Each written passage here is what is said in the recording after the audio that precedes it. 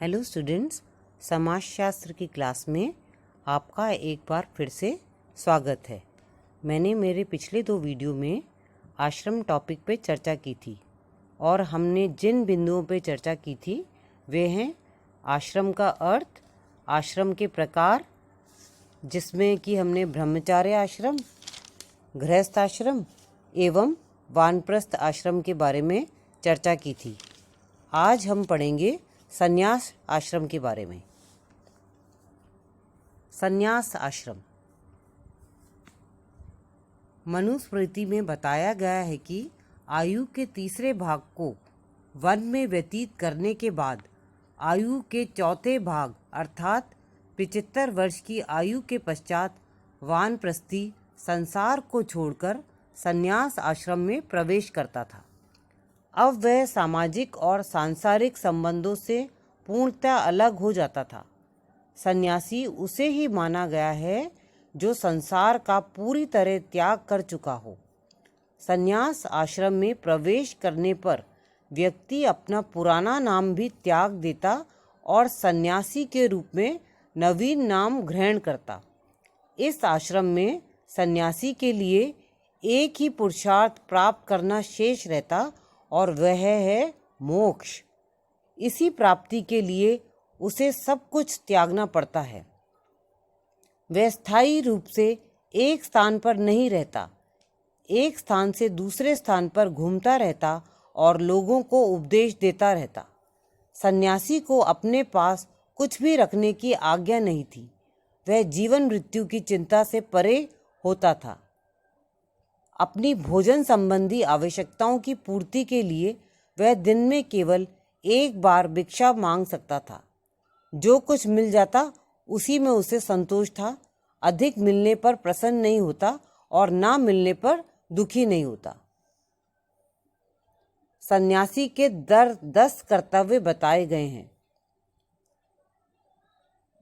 भिक्षावृत्ति से भोजन प्राप्त करना, चोरी न करना, बाह्य तथा आंतरिक पवित्रता रखना, लालची न होना, ब्रह्मचार्य का पालन करना, दया करना, प्राणियों के प्रति क्षमावान होना, क्रोध न करना, गुरु की सेवा करना तथा सत्य बोलना। संन्यास आश्रम का महत्व।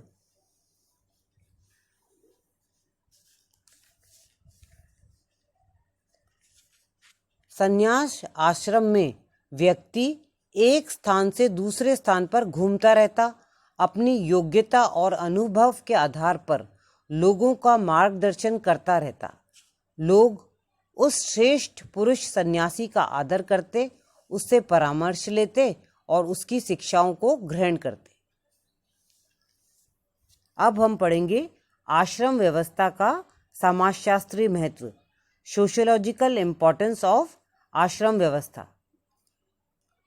आश्रम व्यवस्था का महत्व इसी बात से स्पष्ट है कि इस व्यवस्था ने व्यक्ति के सामाजिकरण, व्यक्तित्व के विकास, समाज कल्याण और समाज की उन्नति में काफ़ी योग दिया है। आश्रम व्यवस्था के समाजशास्त्रीय महत्व को हम निम्न आधारों पर समझ सकते हैं। नंबर 1, जीवन के समुचित विकास की भावना। आयु के बढ़ने के साथ साथ व्यक्ति की शारीरिक शक्ति, कार्य क्षमता, अनुभव एवं मानसिक प्रवृत्तियों में परिवर्तन आता रहता है। इसी तथ्य को ध्यान में रखते हुए भारतीय विद्वानों ने जीवन को न केवल बाल्यावस्था, युवावस्था, प्रौढ़ावस्था एवं वृद्धावस्था में विभाजित किया, बल्कि प्रत्येक अवस्था के लिए विशेष आश्रम की व्यवस्था भी की, ताकि व्यक्ति के जीवन का समुचित विकास हो सके। सेकंड, मानवीय गुणों के विकास एवं मानवतावादी समाज की स्थापना में योग। आश्रम व्यवस्था ने व्यक्ति में मानवीय गुणों के विकास में काफ़ी योग दिया।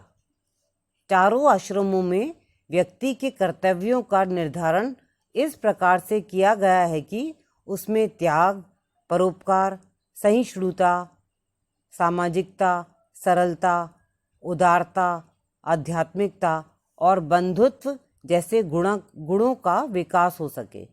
इन सब गुणों के विकास के परिणाम स्वरूप समाज में ऐसे व्यक्ति निर्मित हो पाए हैं जिन्होंने एक मानवतावादी समाज की स्थापना में काफी योग दिया है।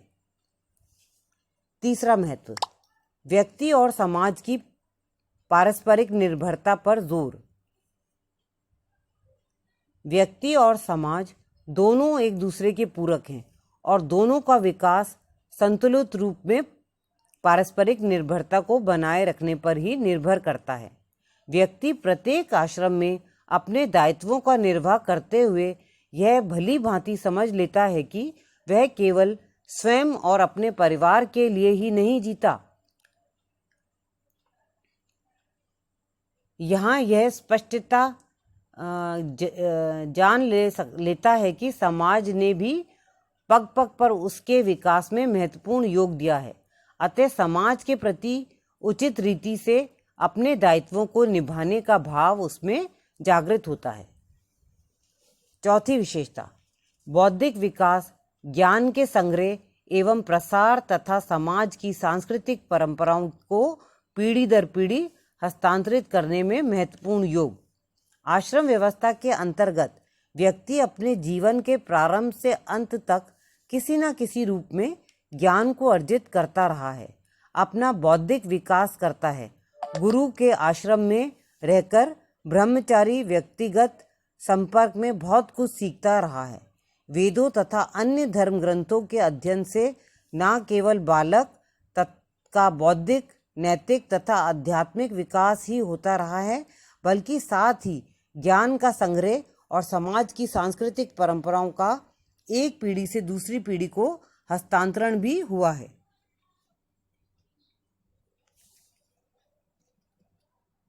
पांचवा महत्व, सामाजिक नियंत्रण की दृष्टि से महत्वपूर्ण भूमिका। आश्रम व्यवस्था के अंतर्गत व्यक्ति के कर्तव्यों एवं दायित्वों को इस प्रकार निश्चित किया गया था कि उसके व्यवहार के मान्यता प्राप्त तरीकों के विपरीत आचरण करने की साधारणतः संभावना ही नहीं रहती।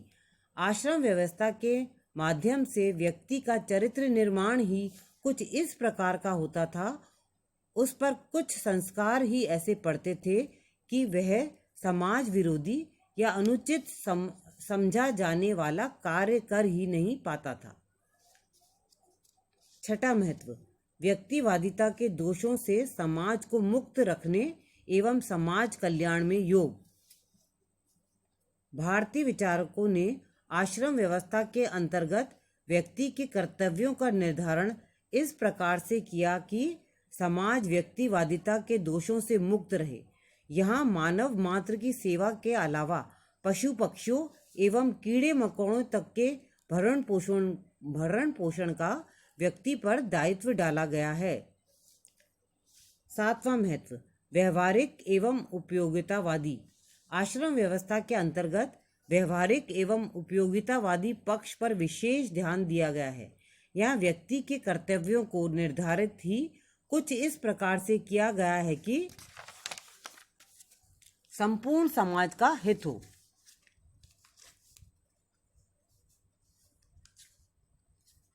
यहाँ धर्म के अंतर्गत भी कर्तव्य पक्ष पर विशेष जोर दिया गया है।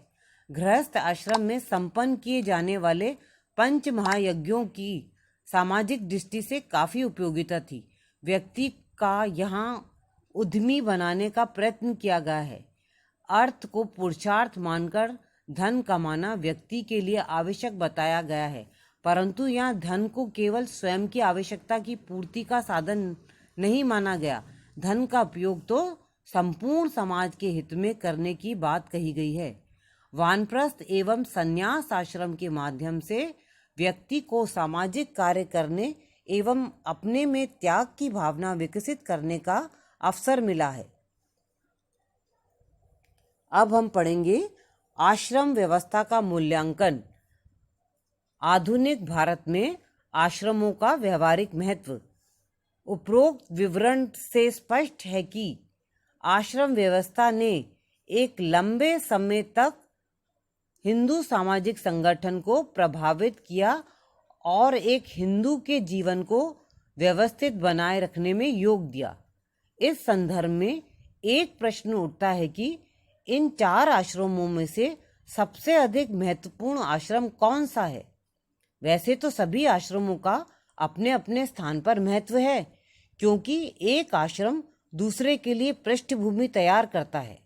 फिर भी हम यह कह सकते हैं कि अन्य तीनों आश्रमों की तुलना में गृहस्थ आश्रम अधिक महत्वपूर्ण है। ब्रह्मचर्य आश्रम का काल छोटा है, इसका संबंध शिक्षा प्राप्त करने से ही है। वानप्रस्थ एवं संन्यास आश्रम में व्यक्ति मोक्ष प्राप्ति के लिए ही प्रयत्न करता है। गृहस्थ आश्रम में ही व्यक्ति 3 पुरुषार्थ धर्म, अर्थ और काम की पूर्ति करता है तथा अन्य आश्रम इसी आधार के सहारे जीवन प्राप्त करते हैं। अतः गृहस्थ आश्रम ही सबसे अधिक महत्वपूर्ण आश्रम है। अब एक प्रश्न यह भी किया जाता है कि आश्रम व्यवस्था ने भारतीय समाज को किस सीमा तक प्रभावित किया? क्या यह व्यवस्था व्यवहारिक रूप ले सकी अथवा एक सैद्धांतिक व्यवस्था मात्र थी? इन प्रश्नों के उत्तर विवादास्पद हैं। कुछ विद्वानों का मत है कि ये सैद्धांतिक व्यवस्थाएं थी, व्यवहार में इनका पालन नहीं होता था। कुछ विद्वान इसके विपरीत मत प्रकट करते हैं। महाभारत में आश्रम व्यवस्था का अनेक स्थानों पर उल्लेख मिलता है। इस व्यवस्था ने ऋषि मुनियों, धार्मिक लोगों एवं कुछ राजाओं को बहुत प्रभावित किया। चाहे बहुत से लोग घर छोड़कर सन्यासी नहीं बनते हों, फिर भी आश्रम व्यवस्था में बताए गए कर्तव्यों एवं दायित्वों के प्रति वे सजग थे एवं उनका पालन करते थे। अतः यह सैद्धांतिक व्यवस्था ही नहीं बल्कि व्यवहारिक भी है।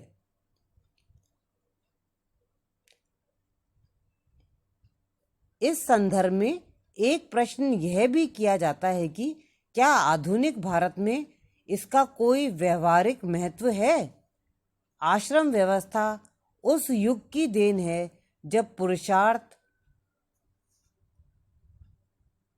कर्म, धर्म, पुनर्जन्म एवं वर्ण व्यवस्था का महत्व था और ये भारतीय समाज के आधार थे। वर्तमान में ये आधार कमजोर हुए हैं, अतः इनके साथ साथ आश्रमों की उपयोगिता भी समाप्त हुई है। Thank you.